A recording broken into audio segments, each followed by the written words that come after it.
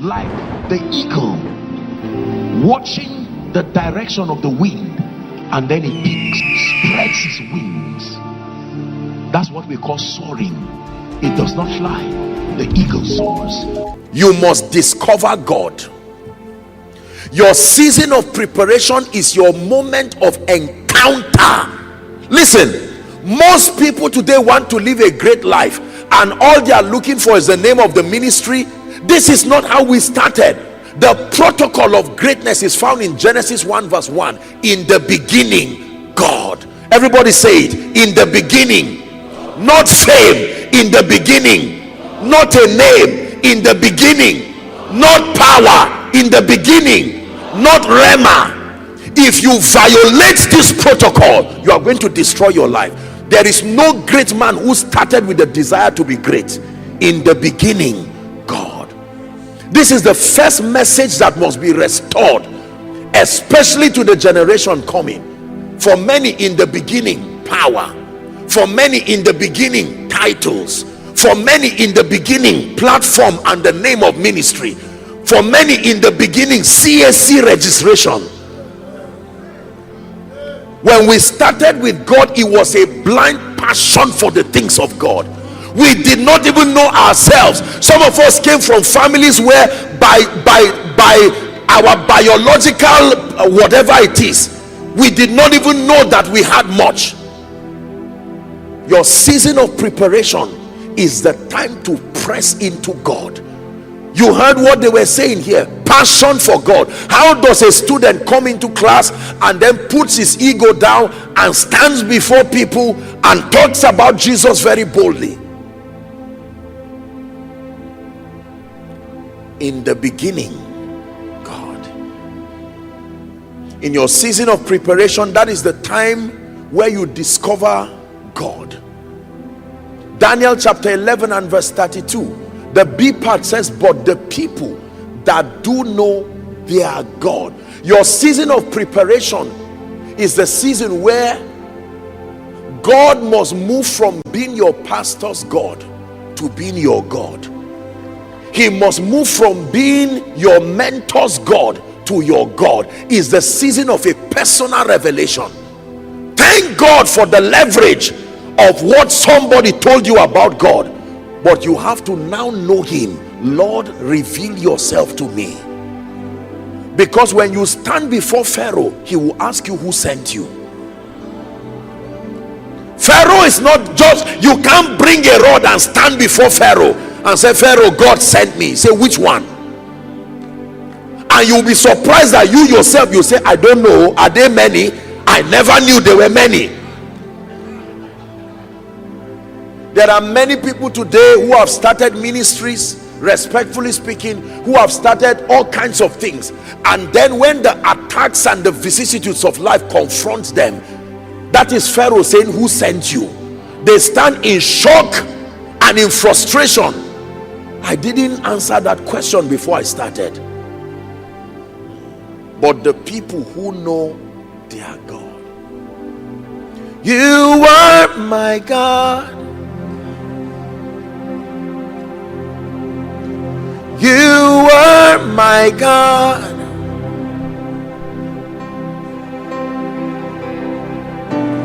How can I call on your name and end up in shame? No way. For you are my God. You are my God. Listen, can I tell you? I wish I can tell you, you will not stand before mountains and valleys in your life. Ask anybody who has been mightily used by God. We do not know the mountains and the valleys that stand before you from where you are to where you need to go. Your confidence is not any signature or any uncle signs for you. It is the God that you know. How will your bills come? The God that you know. How will the members come? The God that you know. How will you survive your name being taken to shrines? The God that you know. How are you sure that the naysayers against your life will? He said, unto thee, O Lord, do I lift up my eyes. He says, oh my God, I trust in you. Let me not be ashamed, and let my enemies not triumph over me.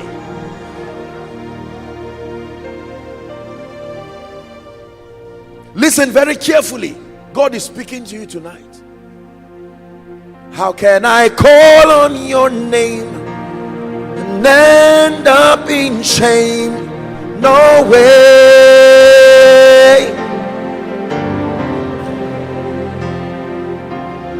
How can I bow down before you and then bow down before a man? No way.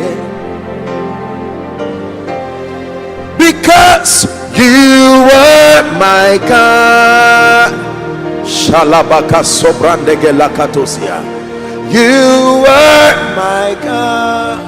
Can I tell you, every great man you see today, nobody gave them any guarantee. Don't you think somebody said, come, I will give you land? Don't you think somebody said, come, I will give you members? We live in a generation of people who do not know God, clamoring for guarantees. Can you stand by me as I start ministry? There are people who enter the campus carrying only one box. Where their school fees of the next session will come from, they did not know. Blind faith, obedience.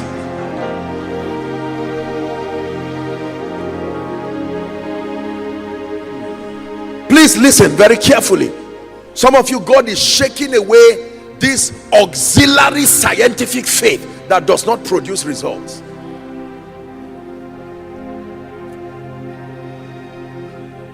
Please sit down.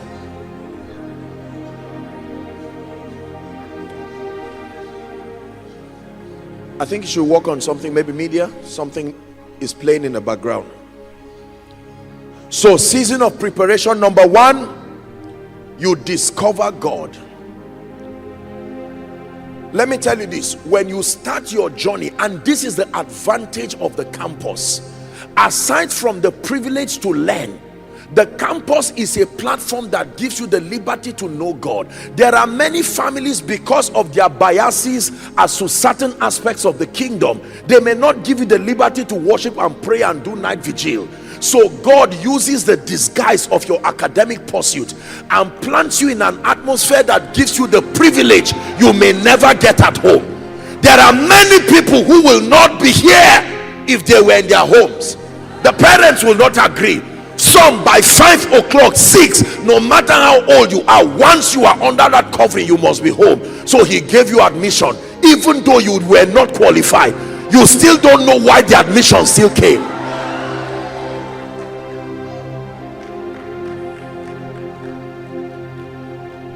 It is a time to know God. Unfortunately, the devil too is waiting for you at the gate of the campus. As soon as you arrive, he would distract you with all kinds of things. Can I tell you, ask most of the people you celebrate today, their season of preparation started, they utilized their moments on campus. There is no great man who God used mightily that had the privilege of passing through a campus who cannot show you their places of prayer, their points of prayer, their points of fasting.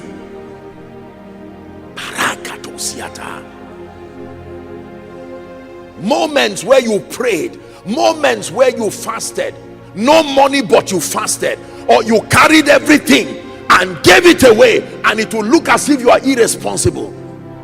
Let me tell you the truth, our love for God was vetted by the purity of our pursuit. When I started working with God, I never knew that they used to give a man of God honorarium, that you preach and you count 10 naira. Believe me when I tell you, to know that you preach and you actually put an envelope, I probably will run away. Knowing God vets the purity, it reaffirms the purity of your desire. Because if God does not do that hard check, let me tell you, by the time the glamour of success comes, you will not last. Is the reason why many today, their first car is the window that leads them to perdition.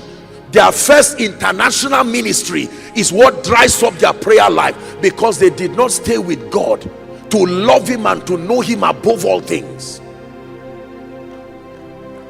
Times where others sleep is why others are awake. Lord,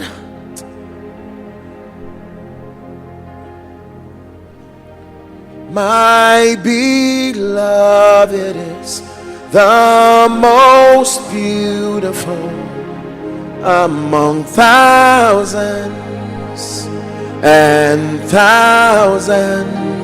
My beloved is the most beautiful among thousands and thousands.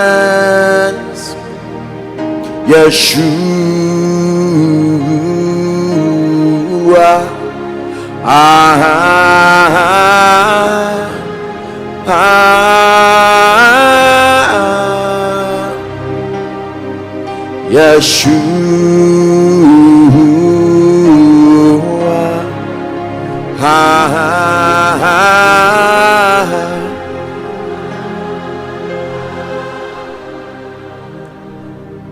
Most of our visions and prophetic encounters started in the place of prayer, not in the place of looking for power. Genuine search for God. That's how we started receiving songs from the Spirit. Genuine search for God.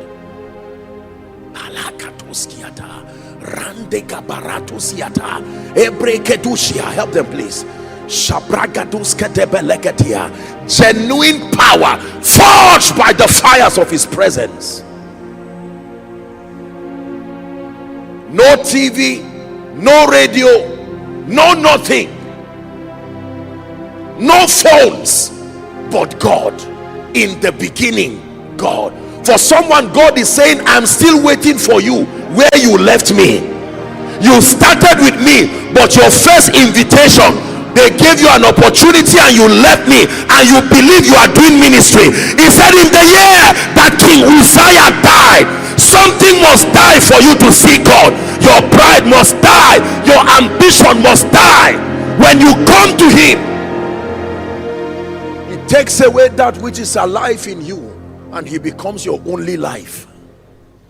In the year King Uzziah died, I saw the Lord. In the year my pride died, in the year my lust died, in the year flesh died, I saw the Lord.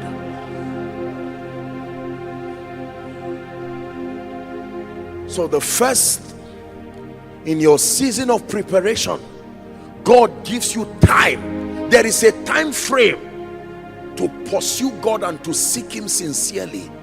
And let me tell you the truth, you cannot do all the socialization you want to do and find God. I'm sorry, I hate to be a bearer of bad news.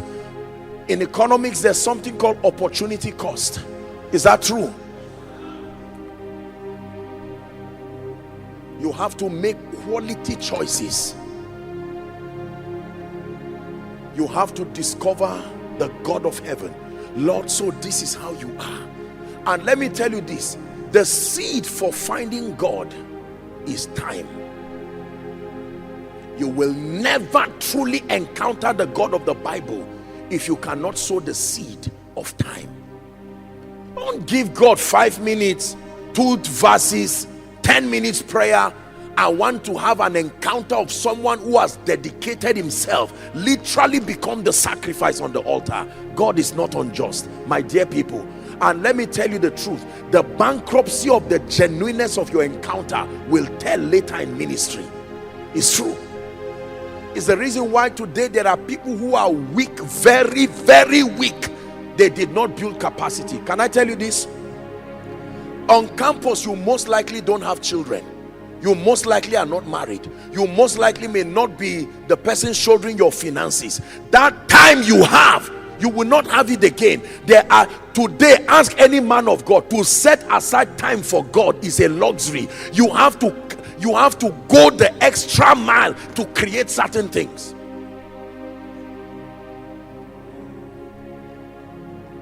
He said, eat, for the journey is far. For someone, this is a word for you.